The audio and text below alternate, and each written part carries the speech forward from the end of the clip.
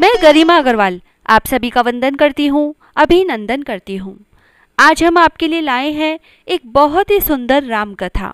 भगवान श्री राम, लक्ष्मण और सीता जी पिता दशरथ जी की आज्ञा पालन करने के लिए वनवास चले। रास्ते में सारे तीर्थ गंगा, जमुना, गोमती वगैरह में तर्पण किया। वन में फल फूल कंद मूल खाकर जीवन यापन करते रहे।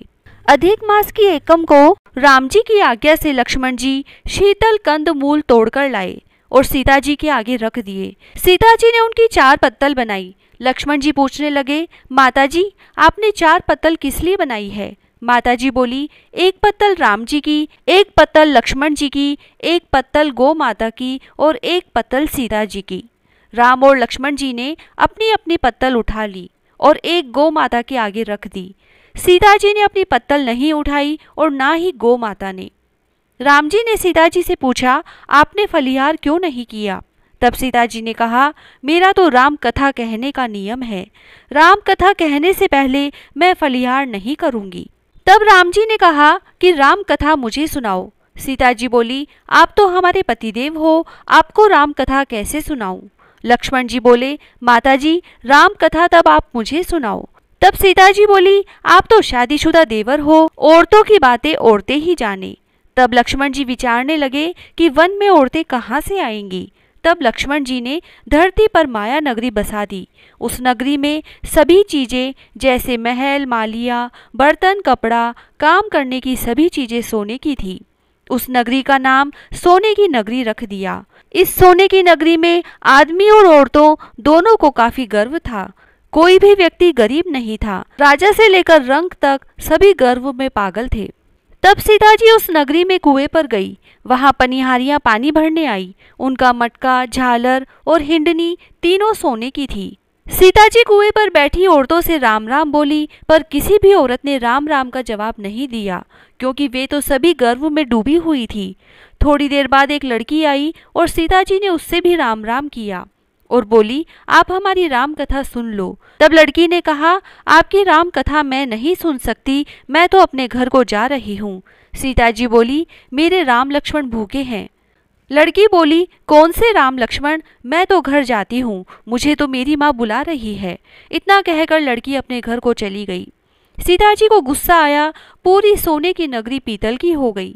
माँ ने पूछा, पूरा जेवर, मटका, हिंडनी सब खोटा कहाँ से कर लाई? लड़की ने कहा, मुझे तो पता नहीं, मैं तो जो पहनी हुई गई थी वही ले आई हूँ। पर कुएं पर एक सुंदर सी तपस्विनी बैठी हुई है। उसने कहा कि मेरी राम कथा सुनो, पर मैंने ना कर दी, जिससे उसने कुछ टोटका कर दिया हो तो मालूम नहीं। माँ बोली, जाओ उसकी राम कथा सुन आओ। वो तपस्विनी नहीं है, वो तो सीता जी है। वापस जाओ, अपने घर में रिद्धि सिद्धि हो जाएगी। अपनी तो पूरी नगरी ही पीतल की हो गई। लड़की बोली, मैं वापस नहीं जाती। इतने में बेटे की बहू आई। उसने कहा, आपकी आज्ञा हो तो मैं सीता जी के दर्शन कर आऊं और राम कथा सुनाऊं। सासू बोली, जा बेटी, सीता जी की राम कथा सुना। गहना कपड़ा सब पीतल का ही पहन जा। बहू कुएं पर जाकर बैठ गई। खाली मटका पानी से भरे और फिर खाली करे। यह देख सीता जी बोली, आपके घर में कोई काम नहीं है क्या? बहू बोली, माता जी मैं तो सब कार्य निपटा कर आई हूँ। तब सीता जी बोली, तूने मुझे माता जी कहा, यह सुन मेरा मन खुशी से हर्षित हो गया है। अगर समय हो तो मेरी राम कथा सुन लो।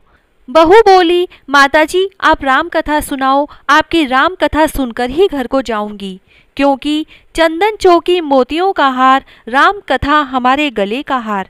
राम ध्याऊं, राम मनाऊं, राम कहे तो परदेस जाऊं। सीता जी ने कहा, तुमने मेरी इज्जत रखी, भगवान तुम्हारी इज्जत रखेंगे।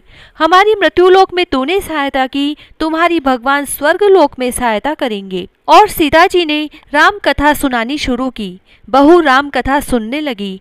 आओ राम, बैठो राम, जल भर झारी लाई राम, किंकर की दातुन लाई राम, ठंडा जल भर लाई राम, सपरिवार पधारो राम, जुगला टोपी पहनो राम, कड़ा की लंगी पहनो राम, मक्खन मिश्री लाई राम, मक्खन मिश्री खाओ राम, स्वर्ण सिंहासन लाई राम, स्वर्ण सिंहासन बिराजो राम, झालर टिकोरा लाई राम, झालर टिकोरा बजाऊं राम, शंख ध्वनि लाई राम, झुक झुक पांव लागू राम, निरखता रोमन मोहे राम, शरण अपनी ले लो राम, दूध कटोरा लाई राम, सीता चरण दबाए राम, सुखवर सेज सो राम, झालर पंखा ढोलो राम, हमें राम तुम्हें राम, रोम रोम में बसो श्री राम, घट घट में बिराजो राम, मुख में तुलसी बोलो राम, खाली बैठे क्या काम, जब बोलो जब राम ही राम, बोले पंछी राम ही राम, पूर्ण होए सब काम, मेवा चिरंजी लाई राम, रुच रुच भोग लगाओ राम, खट्टा मीठा चखो राम, चरखा परखी लाई राम, चरखो पखो चखो राम, जो भाए सो ले लो राम, मन में धोखा न रखना राम। राम कथा पूर्ण हुई तब सीता जी बोली, आपने हमारी राम कथा सुनी, हमारी सहायता की, आपने हमारे भूखे राम लक्ष्मण को खाना खिलवाया, भगवान आपको सातों स्वर्ग का सुख देगा। सीता माता का आशीर्वाद ले बहू अपने घर जाने लगी। सीता जी ने अपने गले का हार उतारकर बहू को पहना दिया। बहू अपने घर सासू जी से बोली कि मेरा मटका सिर से उतारो। सासू जी बोली, बेटी हीरा पन्ना का गहना कपड़ा और मटका, सिर का झालर, हिंडनी हीरा से झिलमिला रही है, यह सभी चीजें तू कहाँ से लाई? राजा जी सुनेंगे तो दंड देंगे। बहू बोली, मैं तो सीता जी से उनकी राम कथा सुनकर आ रही हूँ, उनकी कृपा से यह सभी हुआ है। सास बोली, ठीक है, रोज तुम राम कथा सुन आया करो। बहू रोज सीता जी के पास राम कथा सुनने जाने लगी। सुनते सुनते वर्ष गुजर गया। तब बहू ने कहा, माताजी कहानी का उद्यापन बताओ। माताजी बोली, 7 लड्डू 1 नारियल लेना और फिर उनका 7 भाग करना। 1 भाग मंदिर में चढ़ाना, मंदिर बनाने का जितना फल मिलेगा। 1 भाग तालाब में चढ़ाने से तालाब खुदवाने जितना धर्म मिलेगा। 1 भाग भागवत पर चढ़ाने से भागवत सुनने का फल मिलेगा। 1 भाग तुलसी पर चढ़ाने से तुलसी की शादी करने जितना फल मिलेगा। 1 भाग कुंवारी कन्या को देने से कन्या दान करने का फल मिलेगा। 1 भाग ब्राह्मण को देने से ब्राह्मण को खाना खिलाने जितना फल मिलेगा। 1 भाग सूर्य भगवान को चढ़ाने से 33 कोटि देवी देवताओं के भोग लगाने जितना फल मिलेगा। यह सुन बहू जल्दी जल्दी घर गई, 7 लड्डू और 1 नारियल लाई। उसके 7 बराबर भाग किए। 1 भाग मंदिर में, 1 भाग तालाब में, 1 भाग भागवत में, 1 तुलसी में, 1 कन्या को, 1 ब्राह्मण को, 1 सूर्य भगवान को चढ़ाया। सूर्य भगवान को चढ़ाने से 33 कोटि देवी देवताओं ने भोग लगा लिया। अब बहू फिर सीता जी के पास आई और बोली कि माताजी मैंने सब उद्यापन कर दिया। तब सीता जी बोली, अच्छा बहू अब बैठ जाओ। 7 दिनों बाद बैकुंठ धाम से एक विमान आएगा और 7 दिनों के बाद ही बैकुंठ धाम से विमान रिमझिम रिमझिम करता आया। बहू बोली, सासू जी विमान आया, आप भी चलो। सासू जी बोली, अरे बहू मैं अकेली कैसे जाऊं? अपने ससुर जी को ले लो, माता पिता को ले लो, भाई बंधु कुटुंब कबीले को ले लो, अड़ोसी पड़ोसी को ले लो। बहू ने सभी को विमान में बिठा लिया। विमान फिर भी खाली रहा। इतने में ननद आई और बोली, भाभी मुझे भी विमान में बिठा लो। माताजी ने देखा और बोली, विमान में जगह नहीं है। बहू सीता जी को बोली, माताजी हमारी ननद रानी को भी बिठाओ। सीता जी बोली, आपकी ननद घमंड में भरी हुई है, हमारा विमान कच्चे धागे से बना हुआ है, यह टूट जाएगा। ननद बोली, भाभी मैं यहाँ अकेली रहूंगी तो मुझे सांप बिच्छू खा जाएंगे। भाभी बोली, आपकी करनी आप ही भोगो, हम अपनी करनी से सीता माता के साथ जा रहे हैं। इतने में बहू अपने पतिदेव के साथ विमान में विराजमान हो गई। यह देख नगर के सभी लोग इकट्ठे हो गए और पूछने लगे, बहू आपने ऐसा कौन सा धर्म का कार्य किया जो सीता जी के साथ विमान में बैकुंठ धाम जा रहे हो?